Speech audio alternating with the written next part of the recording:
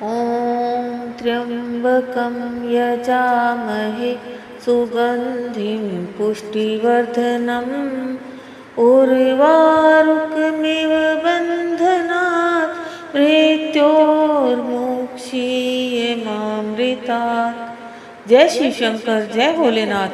श्रावण मास का महत्व सुनने वाले सभी भक्तों का आज की कथा में हार्दिक स्वागत है। भगवान भोलेनाथ की कृपा सदैव ही आप सभी पर और आपके समस्त परिवारजनों पर बनी रहे। तो आइए आज आप सुनेंगे 14वें अध्याय का महत्व। ईश्वर बोले, हे महामुने, श्रावण मास में जो व्रत करने योग्य है वो अब मैं बताऊंगा, आप उसे ध्यान से सुनिए। चतुर्थी तिथि को एक बार भोजन करें और पंचमी को नक्त भोजन करें। स्वर्ण, चांदी, काष्ठ अथवा मिट्टी का 5 फणों वाला सुंदर नाग बनाकर पंचमी के दिन उस नाग की भक्ति पूर्वक पूजा करनी चाहिए। द्वार के दोनों ओर गोबर से बड़े बड़े नाग बनाएं और दधी, शुभ, दुर्वांकुरों, कनेर, मालती, चमेली, चंपा के फूलों, गंधों, अक्षतों, धूपों तथा मनोहर दीपों से उनकी विधिवत पूजा करें। उसके बाद ब्राह्मणों को घृत, मोदक तथा खीर का भोजन कराएं। इसके बाद अनंत, वासुकी, शेष, पद्मनाभ, कंबल, करकोटक, अश्व, 8वां धृतराष्ट्र, शंखपाल, कालिय तथा रक्षक, इन सब नाग कुल के अधिपतियों को तथा इनकी माता कद्रू को भी हल्दी और चंदन से दीवार पर लिखकर फूलों आदि से इनकी पूजा करें। उसके बाद बुद्धिमान को चाहिए कि वामी में प्रत्यक्ष नागों का पूजन करें और उन्हें दूध पिलाएं। घृत तथा शर्करा मिश्रित पर्याप्त दूध उन्हें अर्पित करें। उस दिन व्यक्ति लोहे के पात्र में पूड़ी आदि ना बनाए। नैवेद्य के लिए गोधूम का पायस भक्ति पूर्वक अर्पण करें। भुने हुए चने, धान का लावा तथा जो सर्पों को अर्पित करना चाहिए और स्वयं भी उन्हें ग्रहण करना चाहिए। बच्चों को भी यही खिलाना चाहिए, इससे उनके दांत मजबूत होते हैं। सांप की बांबी के पास श्रृंगार युक्त स्त्रियों को गायन तथा वादन करना चाहिए और इस दिन को उत्सव की तरह मनाना चाहिए। इस विधि से व्रत करने पर सर्प से कभी भी भय नहीं होता है। हे विप्र, मैं लोगों के हित की कामना से आपसे कुछ और भी कहूँगा। हे महामुने, आप उसे सुनिए। हे वत्स, नाग के द्वारा डसा गया मनुष्य मरने के बाद अधोगति को प्राप्त होता है और अधोगति में पहुंचकर वह तामसी सर्प होता है। इसकी निवृत्ति के लिए पूर्वोक्त विधि से एक भुक्त आदि समस्त कृत्य करें और ब्राह्मणों से नाग निर्माण तथा पूजा आदि आदर पूर्वक कराएं।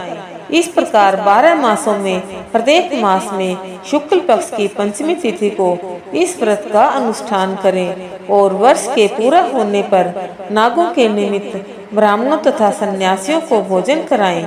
किसी पुराण ज्ञाता ब्राह्मण को रत्न जड़ित सुवर्ण में नाग और सभी उपस्करों से युक्त तथा बछड़े सहित गो प्रदान करें। दान के समय सर्वव्यापी, सर्वगामी, सब कुछ प्रदान करने वाले अनंत नारायण का स्मरण करते हुए यह कहना चाहिए, हे गोविंद, मेरे कुल में अगर कोई व्यक्ति सर्पदंश से अधोगति को प्राप्त हुए हैं, वे मेरे द्वारा किए गए व्रत तथा दान से मुक्त हो जाएं। ऐसा उच्चारण करके अश्वयुक्त, अक्षत युक्त तथा श्वेत चंदन मिश्रित जल वासुदेव के समक्ष भक्ति पूर्वक जल में छोड़ दें। हे मुनिसत्तम, इस विधि से व्रत के करने पर उसके कुल में जो सभी लोग सर्प के काटने से भविष्य में मृत्यु को प्राप्त होंगे या पूर्व में मर चुके हैं, वे सब स्वर्ग गति प्राप्त करेंगे। साथ ही हे कुलनंदन, इस विधि से व्रत करने वाला अपने सभी वंशजों का उद्धार करके अप्सराओं के द्वारा सेवित होता हुआ शिव सानिध्य प्राप्त करता है। जो मनुष्य वित्त शाठय से रहित होता है, वही इस व्रत का संपूर्ण फल प्राप्त करता है। जो लोग शुक्ल पक्ष की सभी पंचमी तिथियों में नक्त व्रत करके भक्ति संपन्न होकर पुष्प आदि उपहारों से सौभाग्यशाली नागों का पूजन करते हैं, उनके घरों में मणियों की किरणों से विभूषित अंगों वाले सर्प उन्हें अभय देने वाले होते हैं और उनके ऊपर प्रसन्न रहते हैं। जो ब्राह्मण ग्रह दान का प्रतिग्रह करते हैं वे भी घोर यातना भोग कर अंत में सर्प योनि को प्राप्त होते हैं। हे मुनिसत्तम, जो कोई भी मनुष्य नाग हत्या के कारण इस लोक में मृत संतानों वाले अथवा पुत्रहीन होते हैं और जो कोई मनुष्य स्त्रियों के प्रति कार्पण्य के कारण सर्प योनि में जाते हैं, कुछ लोग धरोहर रखकर उसे स्वयं ग्रहण कर लेते हैं अथवा मिथ्या भाषण के कारण सर्प होते हैं अथवा अन्य कारणों से भी जो मनुष्य सर्प योनि में जाते हैं, उन सभी के प्रायश्चित के लिए यह उत्तम उपाय कहा गया है। यदि कोई मनुष्य वित्त शाठय से रहित होकर नाग पंचमी का व्रत करता है तो उसके कल्याण के लिए सभी नागों के अधिपति शेष नाग तथा वासुकी हाथ जोड़कर प्रभु श्री हरि से तथा सदाशिव से प्रार्थना करते हैं। तब शेष और वासुकी की प्रार्थना से प्रसन्न हुए परमेश्वर शिव तथा विष्णु उस व्यक्ति के सभी मनोरथ पूर्ण कर देते हैं। वह नागलोक में अनेक प्रकार के विपुल सुखों का उपभोग करके बाद में उत्तम वैकुंठ अथवा कैलाश में जाकर शिव तथा विष्णु का गण बनकर परम सुख प्राप्त करता है। हे वत्स, मैंने आपसे नागों के इस पंचमी व्रत का वर्णन कर दिया। इसके बाद अब आप अन्य कौन सा व्रत सुनना चाहते हैं उसे बताइए।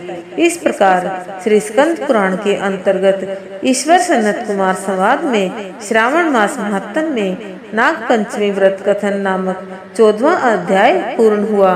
बोलिए शिव शंकर भगवान की जय। बोलिए पार्वती माता की जय।